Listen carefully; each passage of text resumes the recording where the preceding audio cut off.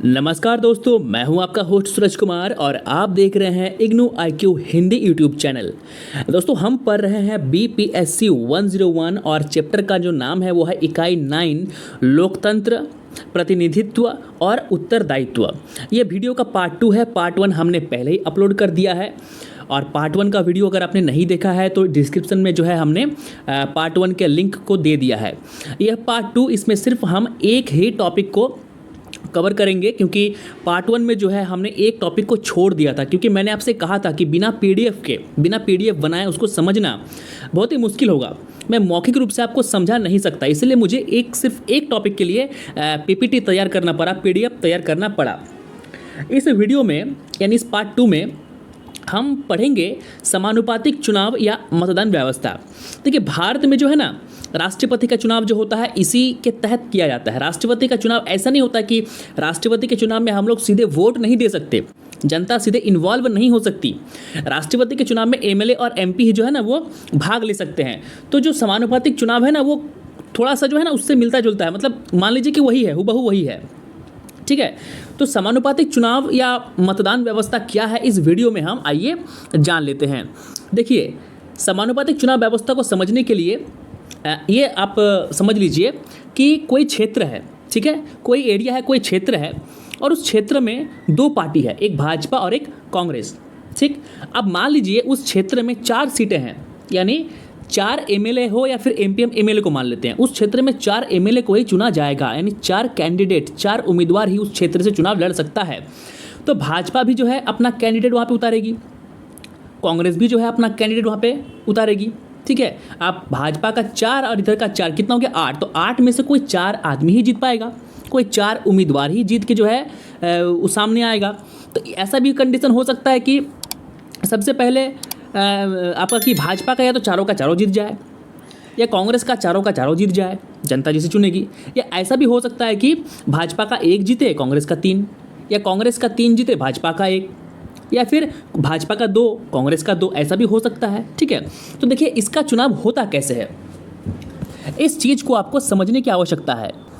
अब देखिए, अब उस क्षेत्र में, वो जो क्षेत्र है उस क्षेत्र में मान लीजिए कि कुल वोटों की संख्या कितना है, 100 है। ठीक है, कुल वोटों की संख्या कितनी है, वो 100, यानी 100 लोग जो है वो वोट देंगे। ठीक है, अब मान लीजिए चुनाव संपन्न हो गया। क्या हो गया, चुनाव संपन्न हो गया। चुनाव संपन्न करवाने के बाद चुनाव कंप्लीट हो गया, तब 100 में से, यानी 100 जो लोग हैं, 100 में से भाजपा को 67 लोगों ने वोट दिया, कांग्रेस को 25 लोगों ने वोट दिया, और जो अन्य है यानी भाजपा और कांग्रेस के अलावा कुछ छोटी मोटी पार्टियां भी होंगी, या हो सकता है कोई निर्दलीय जो है वो खड़ा हो जाए, ठीक है, चुनाव लड़ने के लिए। तो अन्य में कितना हो जाएगा, वो 8 हो जाएगा। ठीक है, अब मान के चलिए कि भाजपा ने कितनी सीटें लाई, 67, यानी 67 सीटें लाई। तो अब भाजपा को 67 वोट मिले। तो 67 वोट भाजपा को मिले। तो अब हमको ये निकालना होगा कि भाजपा ने टोटल 4 में से कितनी सीटें जो है उसमें जीत दर्ज की। तो ये आसानी से हम निकाल सकते हैं, इसके लिए एक फार्मूला है, और वो फार्मूला जो है ना दोस्तों, वो आपके बिल्कुल सामने आप देख सकते हैं। ये है आपका फार्मूला। इसी फार्मूले के तहत ये निकाला जाता है कि कुल जो सीट है, यानी 4 सीट है, तो 4 सीट में से कितनी सीट जो है वो भाजपा ने ऑब्टेन किया, कितना कांग्रेस ने ऑब्टेन किया, और कितना अन्य ने ऑब्टेन किया। तो जो फॉर्मूला है वो है कुल वोटों की संख्या। तो हमारा कुल वोट कितना है दोस्तों, हमारा कुल वोट है 100। ठीक है, कुल वोट है 100। ठीक है, उसके बाद कुल वोट में हम क्या डिवाइड कर देंगे, कुल उम्मीदवारों की संख्या। तो उम्मीदवार कितना है दोस्तों, ABCD। ठीक है, 4 उम्मीदवार है, 4 ही उम्मीदवार वहाँ पे चुनाव लड़ सकते हैं। तो हम यहाँ पे 4 जो है वह डिवाइड कर देंगे। ठीक है, चलिए अब उसमें हम लोग क्या करेंगे, 1 जोड़ देंगे।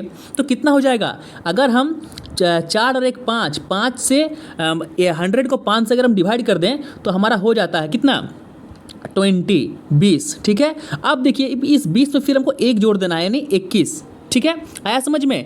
अब जो इसमें हम 21 जोड़ देंगे तो कितना हो जाएगा, 20 और 1 21 हो गया, यानी टोटल जो हमारा 21 है, यानी एक प्रतिनिधि को जीतने के लिए 21 वोट चाहिए। माने एक सीट जो है, एक प्रतिनिधि जो एक उम्मीदवार जो है MLA वो जीतेगा, तो उसको जीतने के लिए 21 वोट चाहिए। ठीक, अब हमें देखना होगा कि टोटल कितनी सीटें हैं। टोटल 100 सीटें हैं, भाजपा ने कितना ऑब्टेन किया, 67। चलिए, यानी भाजपा को मिला कितना, 67 भाजपा को मिला। चलिए 67 यहाँ पे भाजपा को सीट जो है वो भाजपा को मिला है, ठीक है। अब एक उम्मीदवार को कितना चाहिए, जीतने के लिए 21 चाहिए, ठीक है। तो इससे हम क्या करेंगे, डिवाइड कर देंगे। तो 21 को जब हम 67 से जब 21 को हम डिवाइड करते हैं तो लगभग कितना आ जाएगा, 3 बार में आ जाएगा, ठीक है, 3 बार में आ जाएगा। यानी भाजपा का टोटल कितना सीट मिला है यहाँ पर, भाजपा का टोटल यहाँ पे 3 सीट मिला है, ठीक है। चलिए ये हो गया।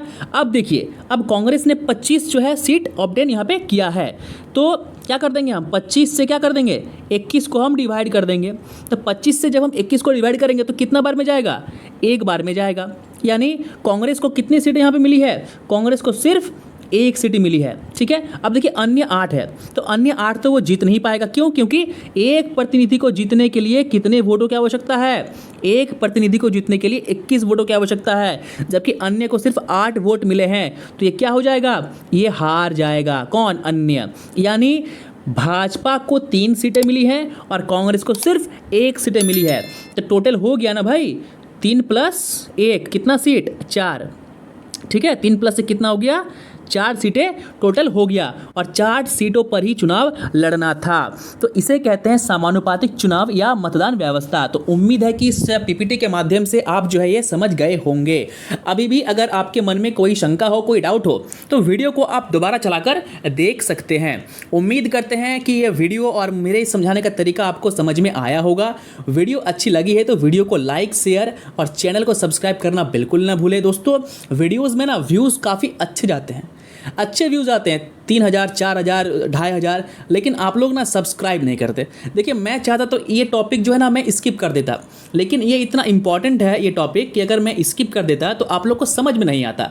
सिर्फ व्यूज़ पाने के लिए या पैसे कमाने के लिए मैं बिल्कुल नहीं पढ़ाता हूँ, ठीक है। एक टॉपिक को बनाने के लिए ना मुझे इसको पीपीटी बनाने के लिए मुझे काफ़ी समय लग गया, लेकिन आप लोगों को समझना भी ज़रूरी है। अगर मैं इस टॉपिक को स्किप कर दूंगा ना तो फिर जीवन में कभी फिर आप इस चीज़ को समझ नहीं पाओगे कि समानुपातिक चुनाव व्यवस्था ये है क्या, ठीक है। तो दोस्तों मैं जितना मेहनत कर रहा हूँ आप लोग उस सब मेहनत का फल मुझे दीजिए। चैनल को सब्सक्राइब कीजिए अगर चैनल पे आप लोग नए हैं तो।